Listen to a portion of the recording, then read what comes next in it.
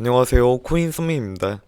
주 후반부에 진입하고 있는 오늘 금요일 우선 예측했던 상황대로 흘러가고 있는데요. 지지선 이탈 시 방어가 오전까지 확인된 상황이지만 횡보 구간으로 상승세가 멈춰주며 이탈이 우려되고 있는 상황입니다.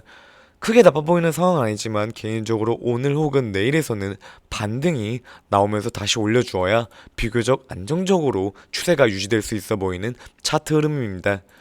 현재 위치 21선과 3,170만원 지지가 만나져 있는 위치로 이탈의 큰 우려보다는 반등세가 조금 더 기대되지만 이번 주 가장 예민한 위치에 놓여 있는데요. 이 구간에서의 큰 반등을 기대하기보다는 소폭적인 반등이라도 확인되며 추세를 꺾이지 않고 가는 것이 가장 이상적입니다.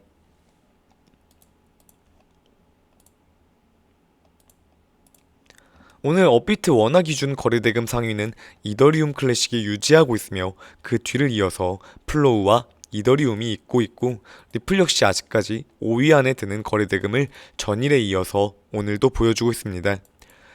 이더리움 클래식이 이더리움의 머지 업데이트가 9월 중하순으로 전망되며 장기간 동안 업비트에서 강한 집중도를 보이고 있는데요. 이더리움의 채굴 방식인 작업 증명 방식에서 지분 증명, 즉 자신이 보유한 이더리움에 대해 배당 혹은 이자 개념으로 이더리움을 더 부여받을 수 있게 됨에 따라 기존 채굴 방식의 채굴자들은 이더리움에서 하드포크되는 체인보다 이더리움 클래식으로 채굴 작업지를 옮길 것이라는 기대감에 지속적 관심을 받고 있습니다. 유명 자산 운용사 그레이스케일 역시 리포트 마켓바이트를 갈림길을 통해서 작업 증명 기반으로 떨어져 나온 이더리움의 하드포크보다는 기존 오래전 떨어져 나온 이더리움 클래식이 유효하다는 언급과 동시에 이전에 부테린 역시 같은 언급을 보이며 계속해서 수면 위로 이 글이 떠올라 있는 상황입니다. 시황으로 돌아오면 다음 주 23일부터 시장 상황이 다시금 변곡에 들어갈 수 있습니다. 22일 이슈는 시장에 큰 영향은 없게 지나갈 것으로 보여지고 24일부터 본격적으로 예민하게 반응될 수 있는 이슈들이 있습니다. 24일부터는 시장에 충분히 변곡점이 나타날 수가 있으며 25일에는 특히나 GDP 수정치가 발표되고 잭슨홀 미팅이 시작되는 날입니다. GDP 수치 자체도 시장 영향력이 높지만 동시에 미팅 일정이 이날부터 27일까지 잡혀 있어 본격적인 변곡의 시작으로 들어갈 수 있습니다. 잭슨홀 미팅에 대해 생소하신 분들을 위해서 간략하게 설명을 드리자면 미국 캔자스시티 연은에서 8월에 매년 세계 주요국들의 중앙은행 총재와 경제 전문가들이 와이오밍주의 휴양지인 잭슨홀에서 개최하는 경제 회의입니다. 미팅의 내용으로는 주요국들의 경기 지표를 바탕으로 물가와 금리에 따른 견해들이 주된 내용으로 언급될 수가 있습니다. 이번 잭슨홀 미팅의 내용이 더 예민시되는 것은 아무래도 9월 FOMC에서 현재로서는 빅스텝 의견이 추진되어 있지만 미팅 내용으로 인해 자이언트 스텝에 대한 의견 우려가 다시금 충돌될 수 있다는 것입니다. 우리가 바라는 점은 빅스텝에 대한 방향성이 더욱더 확립되는 것이 시장에 대한 안도감이 부는 것입니다. 주요 인사들과 경제 전문가들이 만나는 날인 만큼 내용에 따라 선반영이 충분하게 발생할 수 있기에 23일부터 톡톡 치는 장세에서 24일부터는 긴장감이 본격적으로 돌 수밖에 없습니다. 25일 잭슨홀 미팅이 시작되고 난 이후 금요일에 끝판왕인 미국 근원 소비 지출 물가 지수까지 예정되어 있는 날입니다. 근원 PCE가 컨센서스를 부합하고 27일 잭슨홀 미팅이 종료되고 금리 인상, 속도 조절 언급이 동시에 발생한다면 더할 나위 없는 3분기로 다가갈 수 있는 것인데요. PCE 자체는 둔화세가 현재 예상되는 가운데 기대감적인 부분을 놓을 수는 없지만 계속해서 동전 던지기로 앞뒤를 가리는 어려운 상황이 이어지고 있습니다.